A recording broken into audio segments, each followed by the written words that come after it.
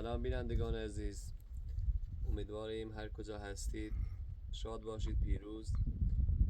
همونطور که میدونید کانالی که حدود 3 سال ما برای زحمت کشیدیم متاسفانه به علت یه سری از مشکلات درآمدش قطع شده و بخشی از هزینه‌های زندگی ما هم از طریق همین کانال تامین میشد و حالا که درآمدش قطع شده حدوداً چند روزی میشه که نتونستیم فیلم آپلود کنیم و حالا دیگه قصد داریم کانال جدیدی تأسیس کنیم با همون نامه و لینک کانال جدید رو در پیام ها قرار میدیم.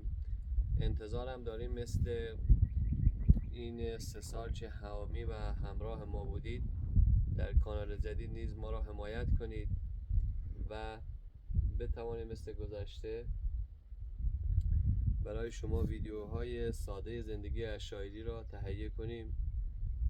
خیلی سخت شرایط به خاطر اینکه 3 سال برای یک کاری زحمت بکشی، خودتون دیدید با چه مشکلاتی چه سختی هایی. حلیم خانم بیشتر نگران ناراحت اینه که این 3 سال واقعا حیف شد این همه زحمتمون، ولی دیگه اتفاق افتاد و کاری نیست. که زنگ بی خیلی وضعیتمون بدتر رو بی فیلم به سختی نه هزینه فیلم به یه طرف الان هم که کانال رفته دیت ده همین سنه سوسا بی میشسته نویت حالا انتظار داریم شما بینندگان عزیز مثل 3 سال گذشته که حامی ما بودی کانال جدیدمون رو دنبال کنین و بتوانیم به روال قبلیمون بازگردیم و امیدهای ما و قلبهای ما در اینجا به یاد شما بینندگان عزیزی که طی این 3 سال همراه ما بودید زنده است و به امید اینکه بتوانیم مثل گذشته برای شما ویدیو به صورت روزانه آپلود کنیم، هرچند که برای زحماتی که کانال قبلی کشیدیم خیلی سخته که بتونیم اون زحمات رو فراموش کنیم، ولی دیگه چاره‌ای نیست. پس لینک کانال جدید را در پیام ها قرار میدیم.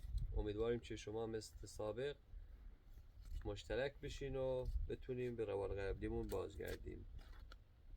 تشکر از همه شما عزیزان بیننده در هر کجای کره خاکی که هستید. علامت صحبتی داریم؟